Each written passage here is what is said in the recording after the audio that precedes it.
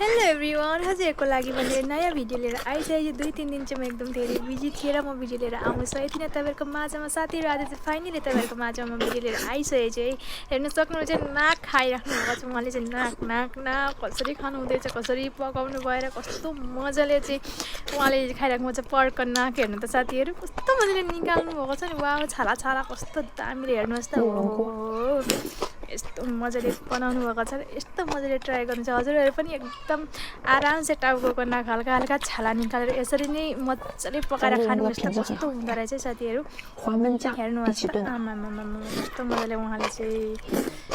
खाइराख्नु भएको छ बिहान हेर्नुहोस् त आहा यस्तो दामीले खाइराख्नु भएको छ नि हेर्नुहोस् त साथीहरू नाक हेर्नै उठाउनु भयो उहाँले छाला मात्रै कति बढीले निकाल्नु भएको छ र कान नाक एक साइडमा छ उहाँले चाहिँ